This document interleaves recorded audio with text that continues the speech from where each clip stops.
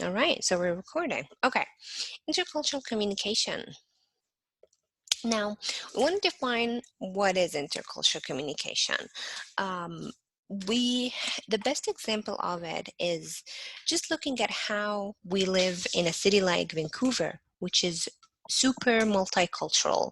There's a lot of people from different places, and sometimes it causes for people to have, let's say, awkward conversations, for example, especially when it comes to body language. Like in Egypt, for example, it is common that people, when they're talking, they are stand very close to each other. In Canada, it is not. You need to leave they call it here an arm's length. So when you're talking to some, of course, before Corona, but you're leaving an arm's length from your shoulder to your fingertips between you and the someone that you're talking with, because it feels like you're more concerned about your personal space. In Egypt, there's not much about personal space.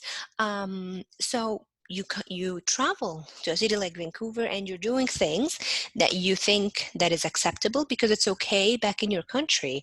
You come here and things are completely different. So basically that is intercultural communication. Bunch of cultures coming together and trying to figure out how we could properly communicate and have a decent, respectful communication. For example, one of the students I had previously, he was from Italy. And I'm sure you guys know how Italy has a lot of very strong body language. They use a lot of their hands. So he was talking to a girl here in Canada and he was looking directly in her eyes. And she asked him, "Are you flirting with me?" And he said, "No, I'm not." And she said, "Why are you looking at like directly in my face?" So it is common in Italy that when you're talking to someone, you're looking directly to their face, because if you don't, it will be considered rude or disrespectful. Here it's considered as intimidating if you're looking someone directly in their eyes, intimidating or flirting, or not, just simply not common. All right, so this is why we want to make sure that we're studying intercultural communication to be able to explain things better. All right, so basically, what is a cultural context? What does cultural context include? Um, Obviously, it includes the culture itself, like, what we're talking about. It includes what we call the physical environment. Now, the physical environment is the actual space. Are we having a conversation in an office, in a classroom, on the beach, on the grocery store? Where's it happening?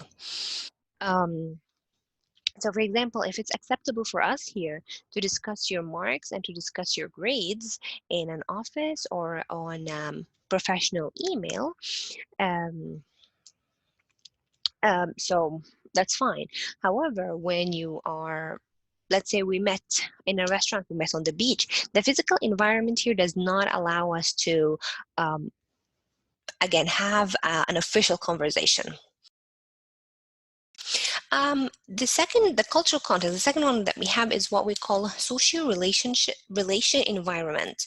So what is our relationship? So again, is it teacher and student relationship? Is it friends? Is it a husband and wife? Boss and his employees? What kind of relationship does, of course, the kind of relationship also dictates how you're going to use the communication, especially if your boss is extremely strict. Again, something like countries like India or Egypt, where your boss or your teacher is a figure of authority, but here you could be more friendly towards your boss or towards your teacher. And finally, the perceptual environment. The perceptual environment is, why are we here? Why are we having this relationship? So like teacher and student, why are we here together? So what kind of motivations and what kind of attitudes is giving this? Why are we here? Okay, you're here to learn. You're here because you want better grades. You're here because you want to make sure that you get a high GPA, right? I am here to teach you. I'm here to send my knowledge. I'm here to get paid. So there's a lot of motivations for back and forth to have our relationship. friends, for example, what kind of perceptual environment do they have?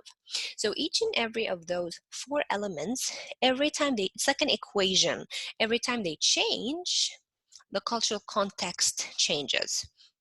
So we have a mixed culture. The physical environment is in a classroom. Social relationship is teacher and student. Perceptual environment is getting good grades.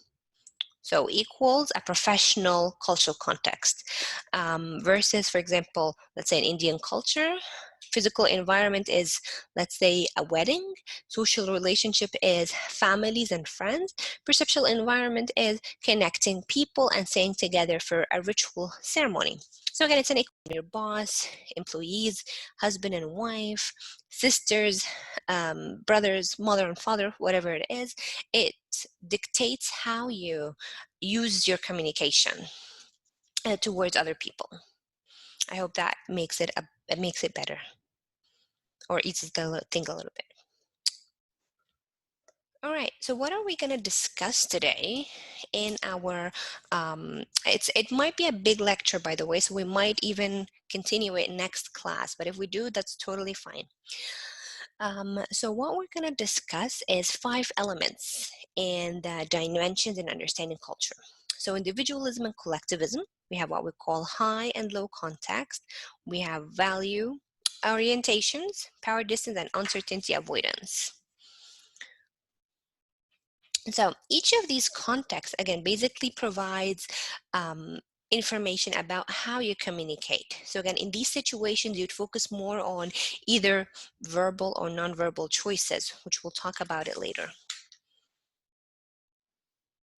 So, for example, one of the things that you might find interesting is dealing with a Chinese person. They have very limited hand gestures. So imagine a Chinese person talking with an Italian person who use a lot of hand gestures, right? And both of them talking together, someone who's not using their arms or their hands very much, and someone who's using a lot of body language. So that sometimes could result in miscommunication because they come from completely different cultures. So first of all, basically what individualism is you're putting more priority, or you're putting more emphasis of the individual over the entire group. So I am more important than my school, I am more important than my family or my community or whatever. So I put what protects me first. I put what helps me first. It doesn't have to it doesn't matter, it doesn't have to be a matter of being, for example, a selfish person. It's not that, but rather than I want to protect my own needs first, and then I could help others. That's totally okay. So individualistic cultures, so then we're talking about the whole, the culture as a whole, not, of course there's exceptions all the time, but we want to discuss the whole culture. So individualistic cultures are more oriented about being in the self, right? Yourself, you're being more independent. So you'll find in individualistic culture that parents are encouraging kids to be more on their own, to be more independent, maybe even encouraging them to work for young age, instead of identifying with a group mentality. So instead of identifying, like, if you did some, so for example, one of the famous things in collectivism countries is if you do something bad, it's going to tarnish the whole family. It's going to tarnish the family name. So you have to always be, for example, on your best behavior, because you want to make sure that it does not go back to your family. Or when you do something good, your parents also always brag about you. My son is a doctor, or my daughter is a famous lawyer, for example. But individualism, again, people are very scattered. So for example, Canada is a very individualistic country. If we want to look at, is my country more individualistic or collectivistic? Take 2 minutes and think about how many people, as a person, how many people do I depend on? You know, if something bad happens, if I'm in trouble, if I need some money, how many people can I call back in my home? and how many people are dependent on me. So think about it. If you have like more than 4 or 5 people, you're in a collectivistic culture. So me personally, how many people that I depend on, I could think about my husband, my mom, my dad, my brothers. I could even think about my uncles. I could think about my grandma, how many people depend on me. I can think about also my younger brothers, my friends, my mom, and so on. So I have like, if I could think how many people do I have a close relationship of being dependable on, I could think about like 12 people at least. So that means I come from a very collectivistic country. What about you guys? How many people do you think that you can depend on, or people that you are dependent on, or so that's about individualism, basically. You want to, again, your parents could think about it when you're watching American high school movies, right? Sorry, this is my guest appearance of Kitty. Think about when you're watching American high school movies. For example, the child will be like, Mom, I'm now grown up. I'm more independent. I am financially responsible for myself. So that's more collectivism. While in something like, again, in India or in Egypt, what happens, for example, when you want to have a big decision, sometimes you get your whole family, like your mom, your dad, your brothers and sisters, because you want to have a big decision. So it's very collectivistic. So in a collectivistic, we see the group as, again, its important element. I'm pretty sure the very first thing when you guys arrived to Canada, the very first time, you wanted to look for your friends of the Indian community because you want to make sure that you're still connected. So I did the same thing when I first came to Vancouver. I tried to look for an Egyptian community because I want to see that I still fit in a group, that I am not too far from home, for example. So I try to find out if there are any Egyptian people, if there are any Egyptian friends, and so on. So here the group is important. Again, the group could be a religious group. They could be something like a Hindu temple, a mosque, for example, a church. It could be a language, could be people of the age group. So again, you just want to make sure you're connected. So the individuals here, you're a member of the group. So the group has its own values, different than the individual members. That's why you feel like even, let's say you have a group of 5 or 6 people, you want to reach a decision, you don't subject your opinion as my opinion is the best, we have to follow my decision, rather than you find what's better for the whole group. What's better for the whole group, and we want to work on it. The group thinks, again, our own thought, and then we judge the whole group as a whole. So, for example, when I used to have group projects back when we had a classroom, I would judge the whole group as a whole. Like, did they all put enough effort in the work? Or was it more individual group that everyone was doing their own thing and they did not think about the best for the whole group? All right, so again, we view the individual just members of the group. That's why I don't know, again, if it's something that is common in India. So again, let's say a child was really badly behaving. Let's say not a child, like a young adult. Let's say this young adult member, he was terrible. He started to take drugs, for example. He became a criminal and whatever. And then the father is very upset with his child's behavior. And he will tell you, now the family is disowning you because you are bringing the family name down. So it's not only about one person's action, it's going to affect the whole family together. Does that? Going back to the example of this young adult person who became a criminal or who became like really a bad person, in countries which are more individual, which is like Canada, United States, and some parts of Europe, if simply the child or this person becomes bad, the family goes like, you know what, we don't have a child anymore, we don't want anything about you, your actions is only about you, your actions does not affect me, it's only about you as a person. But in a place like Egypt, the whole family is involved in it, the family name is involved, because you're more focused on the group rather than an individual. So the most relevant feature in individualism is, of course, your own independent You know, you have your own thing. You do what you have your own, what we call anonymity, your personal responsibility. You're responsible for your own actions, of course. You have a freedom of choice.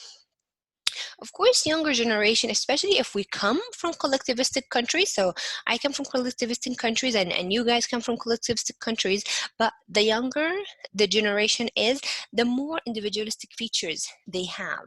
So they feel like, I want to be more independent. I want to have a better freedom of choice.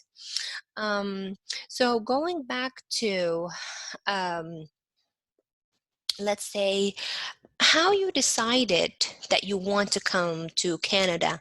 What is it? Was it more of an individualistic choice, or was it something that you spoke to your family and your friends about it before taking the step? Okay, so so again, back to the most relevant features here. So when we're talking about individualism as most, again, think about friends you have met here in Canada or United States. Again, they could be very independent. Their parents are encouraging this independence from young age, their own freedom of choice. And what's important here, what's interesting here is the personal autonomy, meaning that whatever kind of choices you made, um, whatever it was, it a bad choice, what is it, a good choice, the consequences only falls on you, not, it does not fall on the family. So your personal choice, again, the personal choice of, you decided to be a criminal, you decided to sell drugs for money, it does not affect the family, it only affects you. So you have to be responsible for your own consequences. It does not affect the family name like in Egypt or like in India. It only affects you. And of course, achieving self-fulfillment. That's why we see in a lot of American movies, a lot of people always competing for more money, for being better, for dressing better, for being the first in something, and so on. Of course, this is pretty common in all countries, that you're competing for, a better job or better a dressing style or more money. But when it's a more individual, it affects more about the person rather than collectivism. So even in a collectivism country, when you are competing again for a better job, sometimes you feel like, oh, I have to look good to my parents, I have to look good among my community, I have to look good among my peers, that I landed a good job, or that I'm now in a good position. And that takes us to the collectivism here. So the extended primary groups, like the extended family or the extended neighborhood, how many times, again, I'm pretty sure that it's common, how many times you tell your mom and you tell her, mom, I'm telling you a secret. So for example, there's this girl I like and I might propose. And you tell your mom, don't tell anyone. It's just between me and you, and I wanted to talk to you first about it. And then your mom calls the aunts, and the aunts call their friends, and the friends call the neighborhood, and then suddenly everyone knows that you're going to propose. So because this is important, they think that important decisions like this should be included with their family. So again, have you tried telling your mom or your auntie something, and your auntie is always nosy, for example, and she asks you all of these nosy questions? It's because she's not nosy, but she looks at herself as a close person to you. She wants to be more close to you. She wants to make sure that she's in that she's in the primary group with you guys. People are very interdependent with each other. You depend on your family for financial and emotional support. By the time you grow older and you have good money, you want to pay back your parents, you want to take care of them, you want to maybe get them a good house or have them in a good living. They're very independent. It's totally okay to be taking care of your brothers or your sisters, because again, we're very interdependent on each other. When you first moved again to Canada and you want to find people from your own community, it's very common that people are helping one another all the time. Responsibility is very shared in a collectivistic household, or in so again, the dad and most of the time he's the breadwinner, or he's the one who's making money. The mom, most of the time, she takes care of the children, raises them up, takes care of the household. The children, for example, they study, they have their own responsibilities to tidy the rooms, for example, or study or whatever. Person's identity is defined to the group, like the family name example. So the family name example here is very big because your own identity, you're not alone, you are connected to other people. So for example, back in Egypt, whenever I wanted to do something that was different than my family or that was different than my culture, my grandma would always tell me, Nurhan, we do not live alone. We live among people who are going to judge your actions. So it was important for her that the group or our community or our neighborhood is okay or is approving of what I'm doing. And finally, emotionally connected. It's very common in Canada and United States that people don't see their parents for years because they're traveling apart. If you think about it, no, I cannot live a whole year without seeing my parent. I have to go back at least a year and see them. The friends in the group, most of the time they don't have friends that would stay for a longer period of time, but I'm pretty sure if you guys go back, you remember your friend from grade 1 or grade 2 or whatever, like from younger age. Now, more attributes about individualism and collectivism. Now, individualism is more about how I look at myself. It is not really concerning or not very significant that I want to know how other people look at me. Not like Egypt, which is a very collectivistic country. You always look at how other people are going to think. What are the people are going to think? What are the neighbors are going to say? Did your mom or your dad tell you this word before? What are the neighbors going to say if you're doing something weird? How the attribute, how individuals relate to each other. What is my relationship to another individual rather than my relationship to the whole group? And in the individualism, I want to make sure that I have my own goals. And finally, what drives your behaviors? So all of these are pretty much connected to each other. Whatever drives my behaviors is connecting me to the goal that I want to follow. In the collectivism, we want to talk about social rules, selflessness. Whatever you are doing does not affect you alone, it affects everyone else. You want to work as a group together. Again, mom doing something, the dad doing something, the kids are doing something else. You want to do what's best for your society.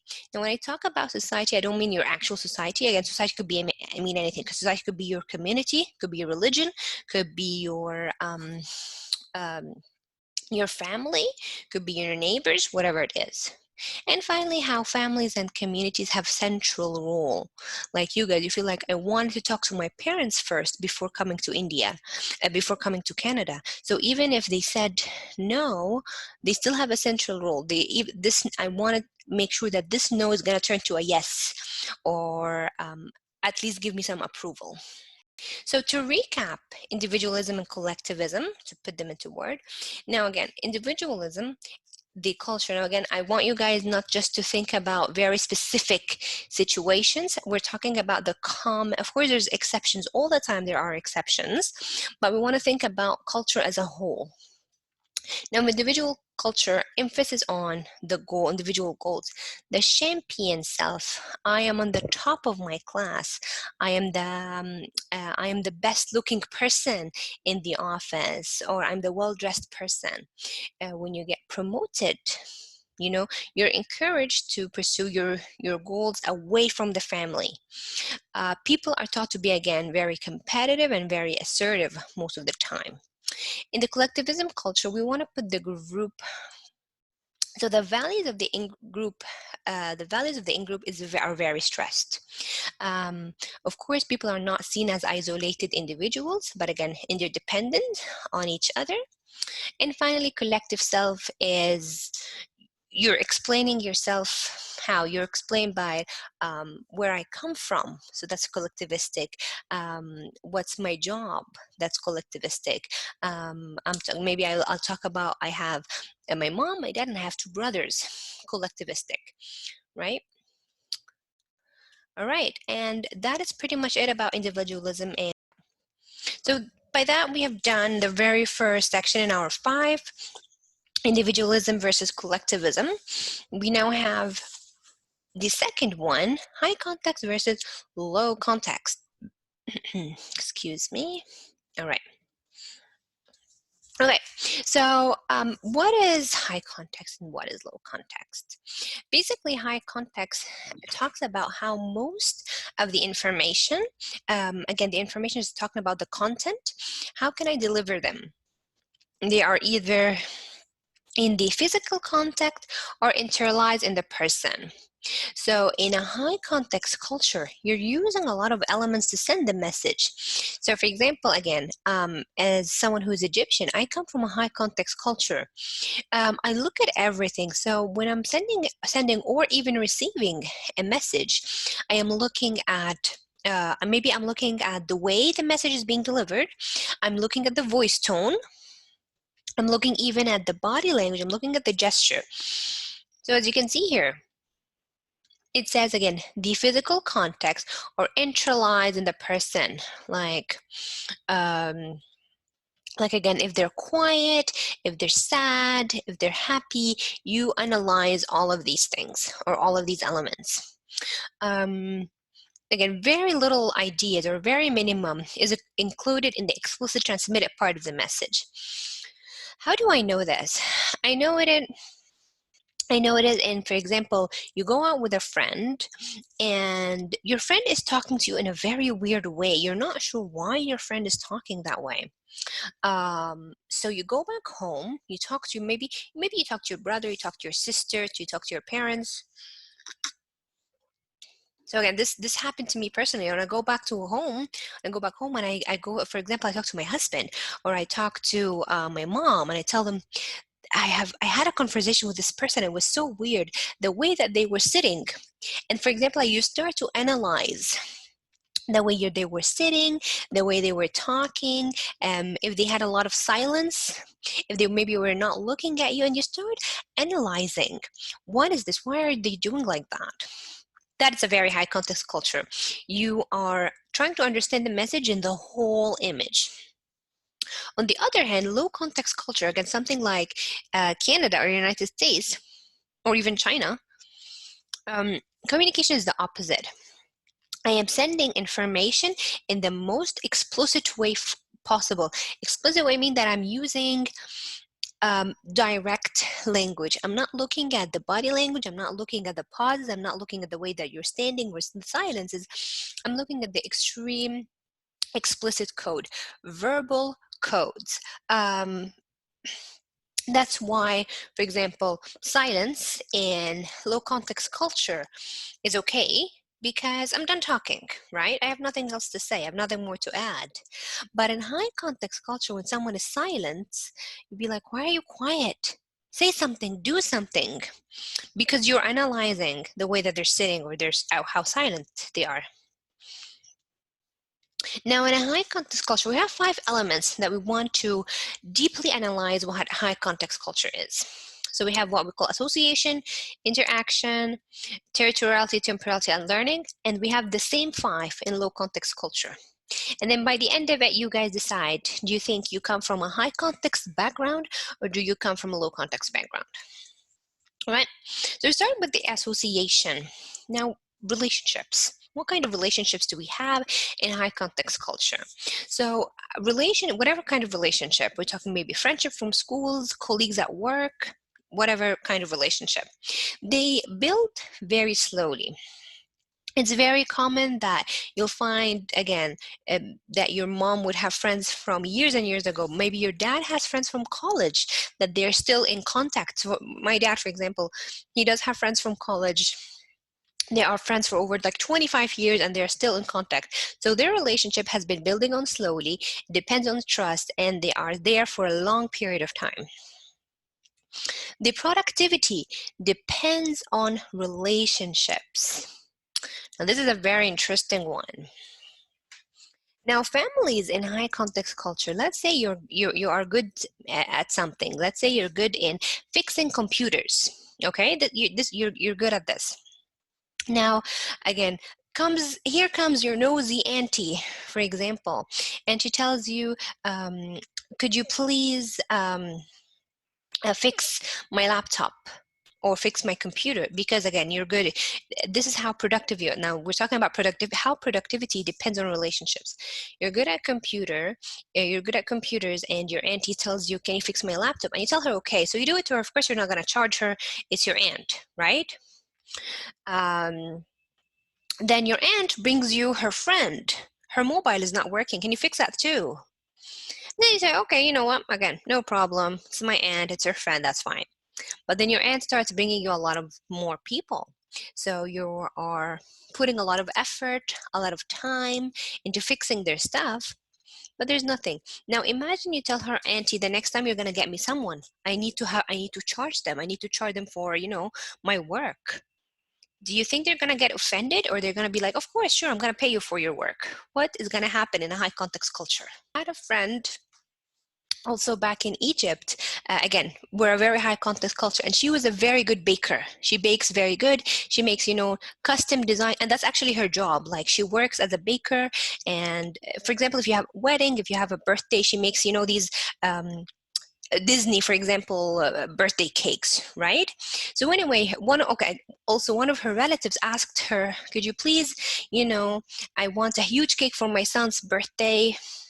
He's gonna be 3 years old. I want Lion King birthdays, and I want cupcakes, and I want this, and I want that. It's a huge birthday, right? So she told her, okay, fine, no problem. Can you tell me when exactly do you want the cake? She told her 2 weeks. She was like, okay, fine. So she goes back home. She does her calculations. So again, you're baking, right? You need to buy equipment, like, you need to buy the flour, you need to buy the designs, you need to buy your stuff for the baking. And she tells her, okay, you know what, I'm not going to charge you for my own work. Like, again, baking is very hard, you're sitting in front of the oven, right? So she tells her, I'm not going to charge you for this, but I'm going to charge you only for the stuff that I need to buy.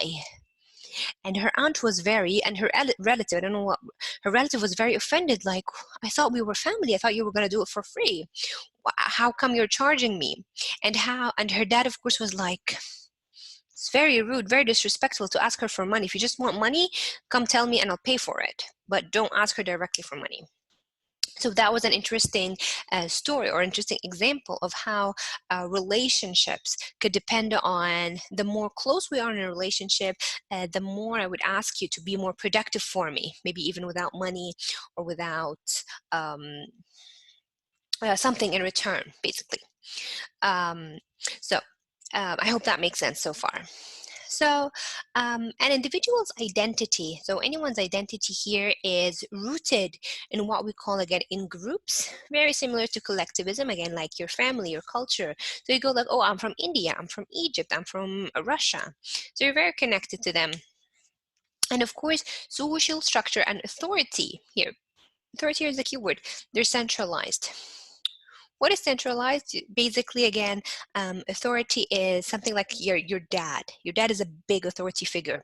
So he's the center of the family, your boss, the principal of the school, and so on. I remember in the very first class, some of you guys said the principal himself would go to class and beat the students if they're not behaving. Because the principal here he acts as the authority, and he is the head of the school. Now next, how does high context culture interact? Nonverbal elements, any nonverbal elements, which we're going to have a whole class on, maybe either next week, next week hopefully, such as voice tone, gestures, facial expression, hand gestures, eye movement. They're very significant.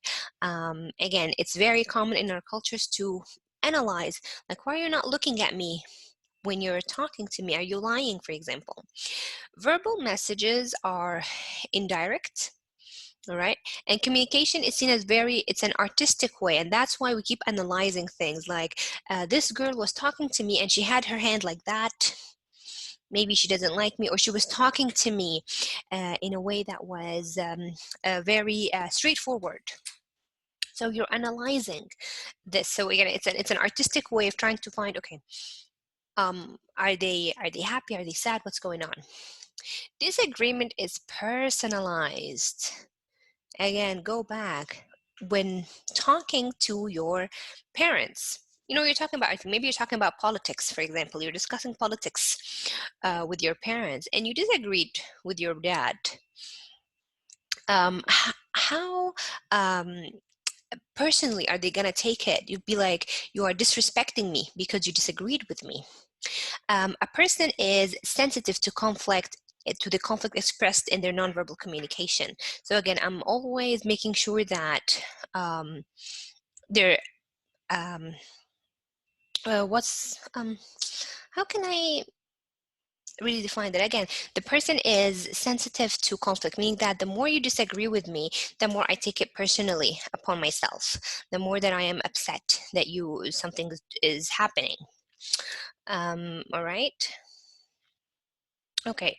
Again, I'm pretty sure you could have stories on how you disagree with a close family member, or even your boss, or even your friend, and they would take it personally that you're attacking them, for example. Now, territoriality, the space is communal. Again, I'm pretty sure you have had it when you are young. Whoops. You're young and you're trying to have some time on your own, and then you close the door for your bedroom, and then your mom and your dad just opens the door without knocking, and they tell you, what are you hiding? Why do you have the door closed? Or even on your phone, why do you have a password on your phone? Because again, they think that whatever belongs to their kids belongs to them. The space is communal, the space is the same. So the territoriality here either means um, personal space, or like psychological space, like the mobile phone example, or personal space, like standing each other very close. For example, when we're talking, we share the same space. For example, I do have a story to share. When I first started my master's degree, the first semester was very, very difficult, and it was very hard for me. And I was still thinking, should I continue my master's degree because it was very hard, or should I drop out? So I was talking to my mom, and my grandma came into the room, and I told my grandma, Grandma, don't tell anyone that it was the first week in the semester, or the second week. So I told her, don't tell anyone I started my master's degree, because it's gonna look bad. Like, Nurhan started her master's degree, and then Nurhan did not finish her master's degree, right? So I thought, don't tell anyone until I'm sure about what I want to do, because it might be a little bit difficult. She said, of course, yeah, sure, I'm not gonna tell anyone. And the next day I get like 3 calls, people congratulating me for starting my master's degree program. Like my grandma's sister or my grandma's cousin. So I go back to my grandma and I tell her, why did you tell them? She said, oh, I didn't tell anyone. I just told this and this and this. And then she told like a bunch of people, but to her, she didn't tell anyone. So you see this idea, like, I didn't tell anyone, because again, why are you asking for privacy? It's not a big deal. It's not a big thing. So to me, I thought that I didn't want to share a lot of information until I was sure of what was going on, rather than the space being completely communal within our family. And again, unfortunately, the older people, the elderlies in our families, don't really realize this very much. No, they don't value privacy as much as younger generations. So that's about the territoriality, the space that we have. Into temporality, everything has its own time. Time is not easily scheduled. I don't know, guys, if what is what is common, for example, in India in the government process, but for example, in Egypt, if I want to finish a governmental paper, it could take ages.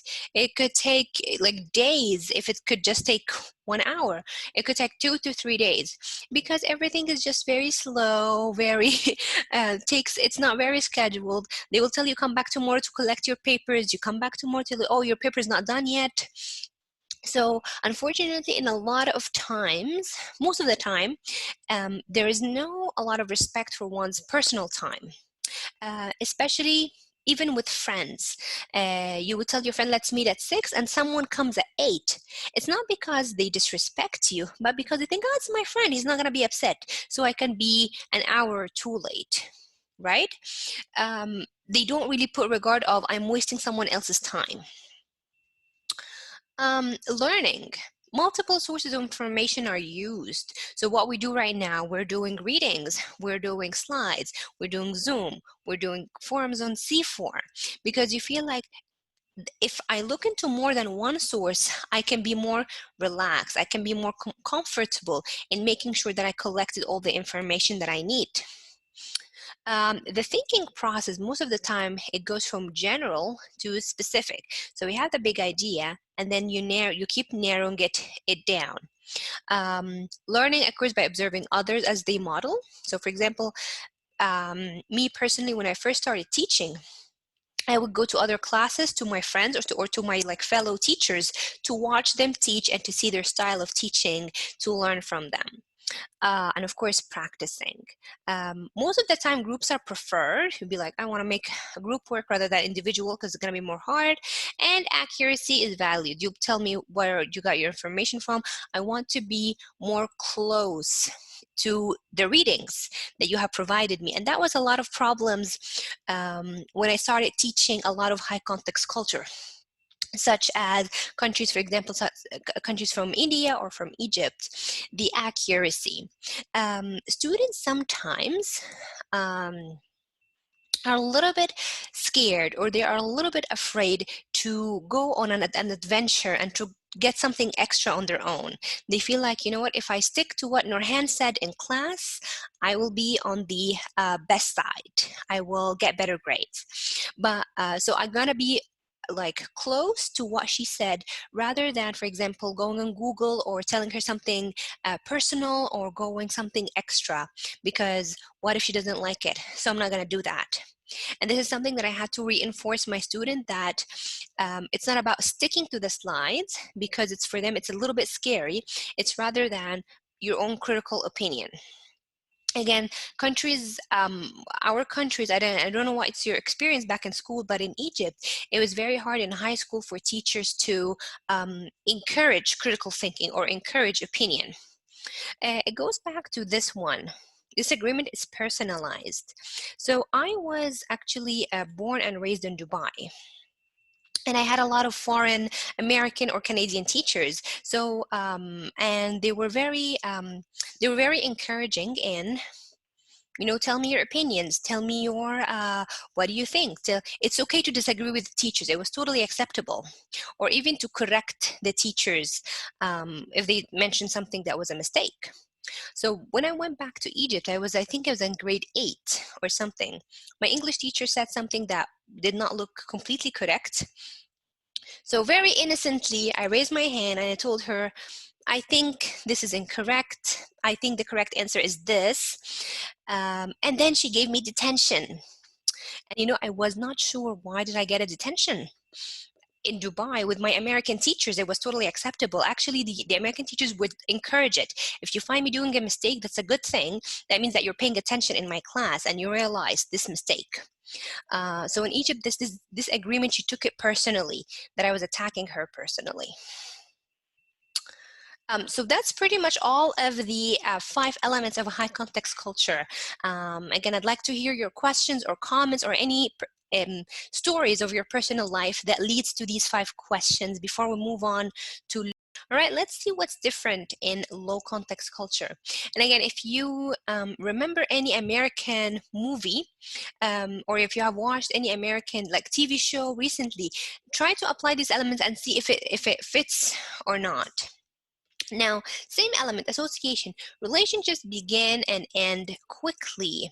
And this is something actually that I have personally seen when I came to Canada. So for example, we have I do have a lot of, again, coding friends in the college, like my coworkers.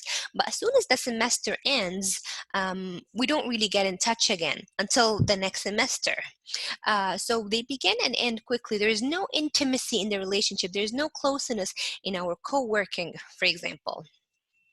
The productivity depends on procedure and paying attention to the goal. So relationships here does not matter as much as if you are good at something, you're good at baking or you're good at computers, it depends on the procedure. So I'm going to ask you, what's your procedure? What's your process?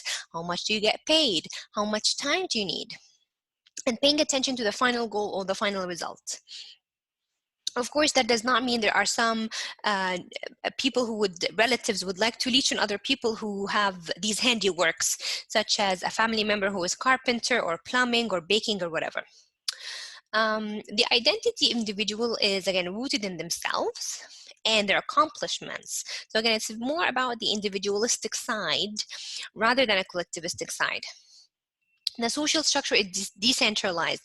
Again, when we see a lot of American families or Canadian families, they don't have the closeness of families that happens in Egypt or in India, the closeness of the family, the extended family, the neighborhood, or whatever. It's okay for them to be scattered in different states, or they might not even see each other for a while. Nonverbal elements are not significant. So if I tell someone, you tell me, Nurhan, how are you? And I tell you, I'm fine. Coming from a similar culture, you tell me, no, you're not fine. Your face looks down, right? You're talking in a sad voice. But in a low context culture, I'll be like, she said she's fine. If she said she's fine, she's fine. So I don't look at the nonverbal elements. I am only looking at the verbal messages. Nurhan said she's fine. It does not matter what kind of gestures, what kind of signs came to it. Again, if you want to go back to the signifier and signified, what kind of signs came with when she said she's fine? Did you say it when she was happy? Did you say it when she was like, I'm fine? So verbal messages are explicit, and I have to tell you directly. You're like, Nurhan, how are you feeling today? You know what? I don't feel very good today. So I have to be very explicit, very straightforward. Communication is not an art. Communication here is seen as just a way of sending information. I'm sending information from point A to point B, and that's it. Again, I don't want to look at different elements. I'm looking at exchanging information, ideas, and opinion. Disagreement is depersonalized. It's totally acceptable for other people to disagree, to get into debate with your teachers or with your boss. It's totally acceptable. It's not seeing that it's personal, but rather than it's your own opinion. The focus is on the rational. It's not personal. An individual could be explicit about other person's behavior. And I'll tell you another interesting example that in my culture is not very common, and I thought that was very weird. So when I was doing my master's degree, I had a few American professors in the university. So one time I was going home by the bus that belongs to the university, and the bus also had some American teachers in it. So I was sitting in one chair. Behind me were two American professors, and beside me was another American, I think she was an American librarian or something. So the two American people who were behind me, they were talking about, I think they were talking about a sensitive topic, such as maybe like the gay rights, for example, or the LGBT community or something like that, very sensitive topic. I was not really paying attention. So the person beside me, she stood on that chair, she looked back at them, and she told them, could you not talk about this topic because it's making me uncomfortable. All right. And so here, individual could be explicit about another person's bothersome behavior. And then I saw it again, that was a completely different in Egypt. I would never do that. As an Egyptian, I would never do that. If you go up to someone or someone sitting behind you and talking about something that is offensive, you basically cannot tell them, can you stop talking about this? She was comfortable telling those guys, don't talk about this. And they were like, they actually apologized to her. She stopped talking about this topic. But thinking about it, I come from a high context culture. If I'm sitting in a train and if two people beside me, talking about a sensitive topic or offensive topic, if I told them not to talk about it, they'll just tell me, don't listen to us, or put some headphones, or I'm free to talk about whatever I want. So in low context culture, because they respect, which it comes here, they respect space, they respect privacy, they understand that you're sitting in a closed area, which is like a bus, and I just listen to your conversation. It's not like I'm eavesdropping. So that was very interesting. And again, in Egypt, I cannot go tell someone that what your actions are bothering me. People are going to basically laugh at you. Be like, I'm free to do whatever I want. Now, space is contemporalized, so it means that my space is my area. Privacy is important. People stand further apart, like again, standing in arm's length, like we say. People respect their privacy. Again, we might have seen it in some American TV shows or American movies, be like, Mom, why are you checking my phone? And they would get very upset about it. Or closing the door, and the parents would knock before getting in. Temporality, events and tasks are scheduled and be done at particular times. And everything is very concrete and safe. Changes fast. Time, again, is something that I could spend. For example, that I'm spending my time with you or doing something that requires my time. So my time is my own. I am free to do whatever I want. And that's why people here more respect more time. I remember once I went to the ICBC because I wanted to check something in my ID, and the lady said, oh, we cannot do it right now. And I only waited for like 20 minutes or 15 minutes for someone to have me. And she kept apologizing. I'm so sorry that I kept waiting you that long. And it was so funny that I remember back to Egypt, I can sit for hours and no one would care about if I was sitting or not, unfortunately. And finally, the learning. Now again, because of how they trust their teachers, and not only they trust their teachers, the teachers also trust that they use they're encouraged to use their own critical opinions or their thoughts. One source of information is used. So I can go to the internet, that is my source. Thinking proceeds from being very small or very specific to general. Learning also occurs by following explicit directions, like tell me what you're expecting me to do, explanation of others, rather than looking at others how they do it. Speed is valued, time is valued, and so on. Anyway, all right. So the characteristics of high and low context. Now, in a high context, there is no code systems.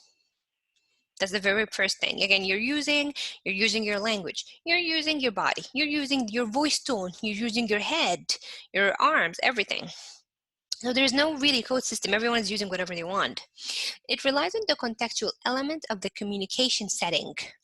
Where are we? Remember when we said at the very beginning, when we talked about the social relation environment? I'm sorry, not the social relation, the physical environment. We're relying more on the setting. Are we in the office? Are we in the restaurant? Are we in my house? Privacy, and so on.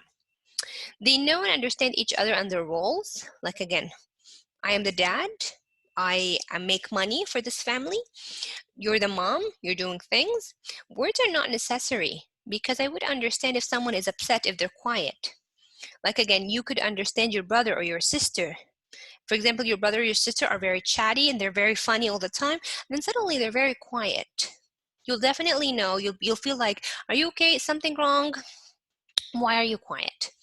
Communication uses a lot of elements. It's proficient and it's gratifying. Now, low context culture, communication again is what we call it here is specific to particular place, people, and time. They only focus on the verbal code. And it's very elaborated, it's very explicit, it's very straightforward. And we are here more about the rules and expectations that are very clear. So in high context communication, it involves using and interpreting messages that are not explicit, like again, your facial expressions that you look sad or you look upset, minimizing verbal messages and being sensitive to the social role of others, like the sensitivity of your grandmother being an elderly person, for example. In a low context culture, it involves transmitting direct and explicit messages.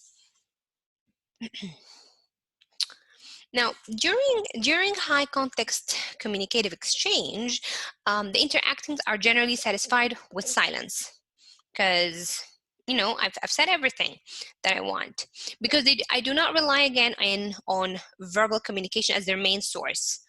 Is this high context? I think I mixed them. I actually think this is mixed. Let me fix this. I have actually mixed those two apart. Let me see if I can fix this. All right, so I'll go back to explaining this part.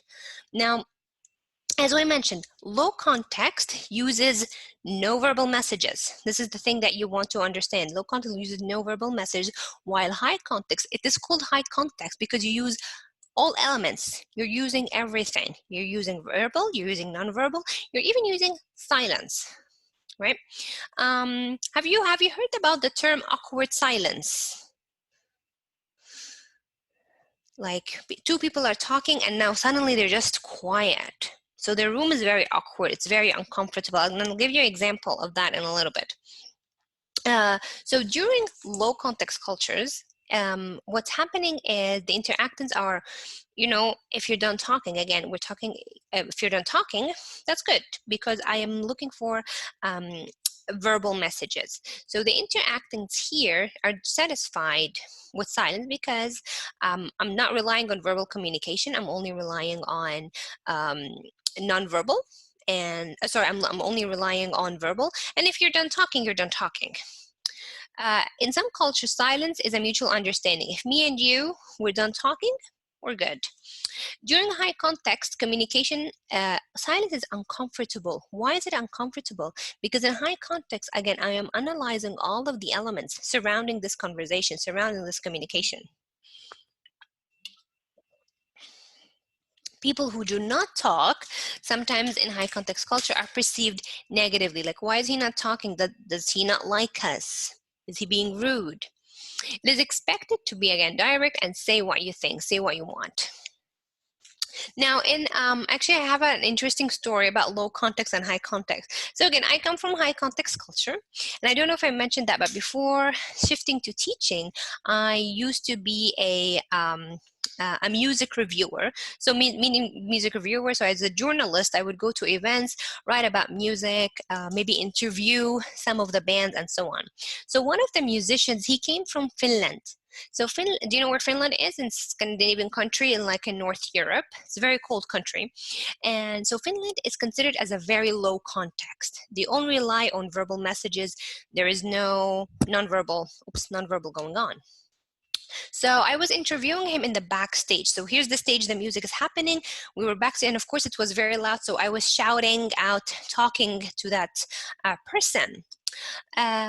Again, I come from high context and he comes from low context, right? And then I asked him a question.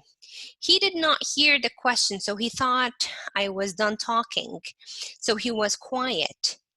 And I was waiting for him. I thought that he heard the question. I thought he was, preparing for an answer. So I was waiting for him to answer. So I was quiet because I was waiting for him to answer. And he was quiet because he thought I was done talking.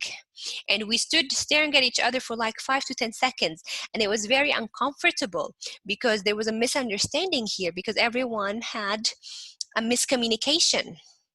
And silence became uncomfortable and very awkward when we're just standing for like 10 seconds, looking at each other and waiting for what's going to happen. And that is it about high and low context culture. So what is a social value orientation? What is this SVO that we're focused here? It's a preference, like you guys mentioned, something that is preferred, something that is more important to me, of course, that is important to someone else, about how I could allocate resources.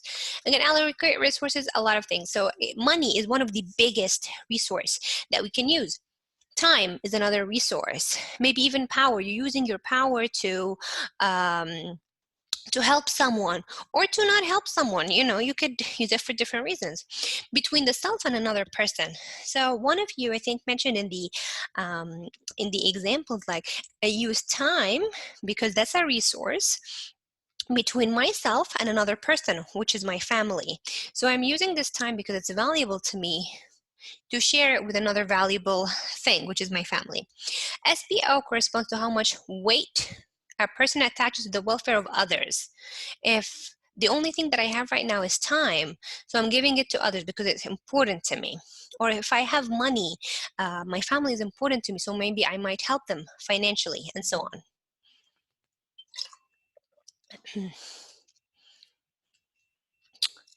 All right, where are we? Now, there we have what we call we almost have like 10 elements about how can we understand value. We're not going to go into them right now, but this is basically how they look. Values, again, like power, like security, like time, resources, what we call universally, and so on. All right, so value again, when I want to understand, okay, Nurhan, why are we understanding values? Values could differ not only because of culture, it could be different because thousands of reasons. What is the point of really understanding values in intercultural communication? So values in general, they do affect intercultural communication. So when people from different cultures come together to interact, what we call is their messages are guided by and reflects their fundamental value orientations. So for example, people who value individuality, like we said in the very beginning of the class, will very much likely to interact differently than people who strongly value collectivism. This is something that we might have seen here in Canada. We value collectivism. We care about having people. And I'll tell you an example. So I value my collectivism. I value having connection to different roots, for example. So when I first came here, I wanted to meet, different people and so on. So I met Canadian people uh, who value individuality. But when I started to communicate with them, they were very nice people, by the way, they were very friendly. But when I started to communicate with them, I found out that they really value their individuality. It was very difficult for me to really dig in and try to get them on me on their side or them on my side, because we simply have different values. So an understanding of cultural value systems can help identify similarities and differences between people from different cultures. Again, what happens here in Canada, from which intercultural communication can proceed. Like going to Starbucks, you want to order something, and then the cashier keeps asking you all of these questions, right? In Starbucks, like, do you want whipped cream? Do you want it tall? How are you doing today? So what are your plans for tonight? You value your time, so you want to just get your order and get out of here. This person, maybe they value their job, their work, so they want to make sure that they're performing their work as perfect as they could. So this is where we understand value orientation. So like culture values, again, values are they're not inherited, but they are learned. They're shared from other people. You see them. Each culture has their own set of values, and within the culture, different individuals has their own values. So for example, country like Egypt, we value something like religion. For example, religion is a very big thing. However, um, um, individuals in Egypt might have, of course, different values. So before going on to understand, okay, what are these 10 values? Of course, there's some, again, we're all humans, right? Even if we come from different culture, from different areas, we all are human. What makes us similar? What makes us similar are these three things. These three elements, that what we call it here universal requirements for human existence. And the first one, as individuals, we're biological organisms, mean that we need to eat, we need to sleep, we need to drink, we need relationships, we need to be education, we travel for career, we travel for education, and so on. So this is just how our biology and our fundamental works. The second one is our social interaction. Again, even if someone was asking about extroverts and introverts, now even if a person is an introvert, they still at some point do need interaction, even if it's interacting online, by the way. Even if you're just interacting on your own, like on chatting, and you're not meeting people. But social interaction is really important in the way that we grow. I think we talked about social interaction either last class or the class before, about how it is needed to develop our communication. And finally, the survival and welfare needs of the group. Now go back with your imagination thousands of years ago, where people used to live in tribes and villages, what happens is they live together. Again, for tribes and villages, they depend on each other for survival. So someone is a hunter. They hunt animals for food. Someone else is a gatherer. They gather seeds and they gather fruits and vegetables. Someone else can cook them. Someone else can fish them, can go to the river and get fish. Someone else can build tents. So since thousands of years, people learned to live together because it's just easier to stay together in one group and for the survival of this group. And of course, with advancement, these survival skills were they got different, they evolved into different looks, basically. Okay, we have like maybe 10 more minutes, all right? Now, we have some 6 characteristics, and I'd like also to hear your points about them. So before going into understanding them, okay, these 6 characteristics for human values, you may agree with them and you may disagree with them. It's totally fine to feel like, oh, I don't necessarily believe in this specific characteristic. So beliefs, for example, are linked to what we call affect. Is this true, guys? People are emotionally connected to values such as time, money, family, health. Do we have an emotional connection to our values? Values are linked to goals that motivate people to act. Like some of you, for example, said, I value ethics, I value morals. They are linked to goals that motivate people. So for example, ethics as, there's a term paper, but it's unethical for me to cheat on a term paper. I'm not gonna cheat on my term paper. That is an ethic that is valuable to you. So how does it motivate you to act? If it, like, someone could tell you, you know what, the deadline is close, just get a paper of the internet or have someone write it for you, that's fine. Yeah, she's not gonna know it. But how does this value motivate you to act? Such as you see someone poor in the street and you decide to give them some money, for example. No one told you you need to give them money, but you felt like, I could give them $1.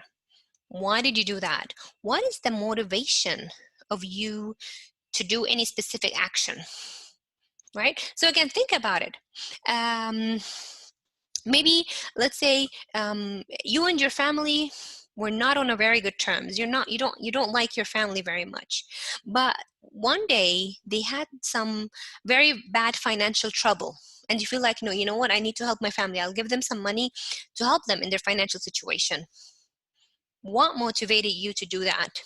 Okay, so think about all of this. Why do I do the things that I do? How does my value help? Values transcend specific actions and situations, and that pretty much is very connected to point number 2. Not only do they affect my actions, but they transcend from other actions. For example, someone who, I don't know, who grew to be in a poor family, for example, and then they worked hard and then now they have a good business, they're making good money, feel like, okay, you know what, I also want to help other poor families like I used to be. So value sometimes comes in the middle. So if I want to actually try to explain number 2 and 3 a little bit, clear, okay. So value could come somewhere like in the middle. So values here, they are affected. There are some actions that affect the value.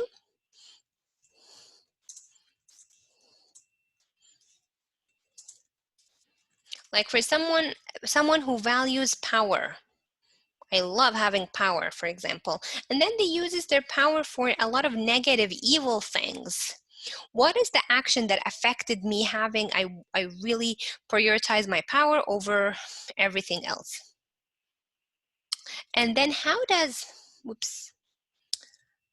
value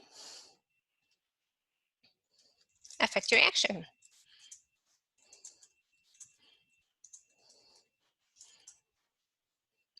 So it's a pretty much like a give and take relationship between values and your actions that is being affected by it, and the actions that affect your value. Okay, let's go back to our slides.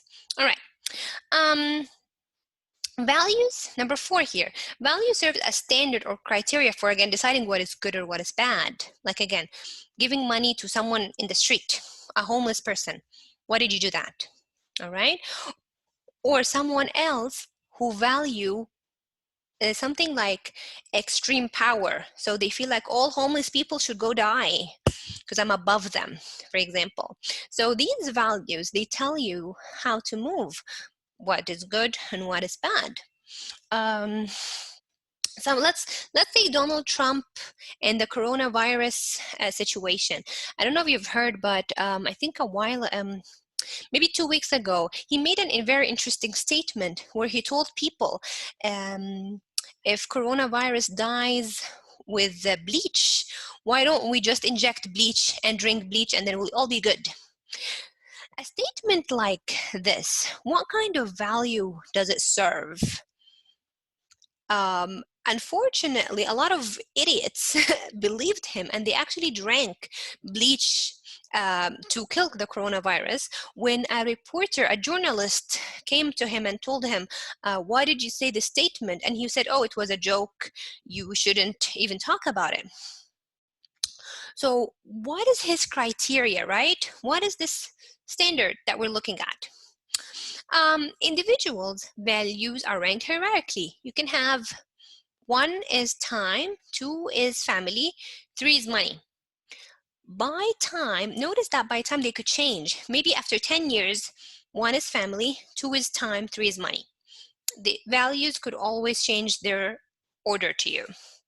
And finally, attitudes, behavior are typically motivated, are driven by more than one value. So if I value power and money, it might cause me to have like a bad attitude. But if I value money and family, it could cause me to be helpful to them. So there's a lot of elements that we can discuss in human value. Some of the questions that you might get in under, so I'm not going to ask you, for example, list all 6 characteristics of human value, but I can ask you like one of them. So I'll ask you, what does it mean by individuals' values are ranked hierarchically, and maybe give an example. So maybe you'll tell me how your own experience, maybe your own age. You're young, you didn't value your family very much, but with time and experience, and when you grow older, you realize how you value your family. So I can get you one of these statements and ask you to elaborate more.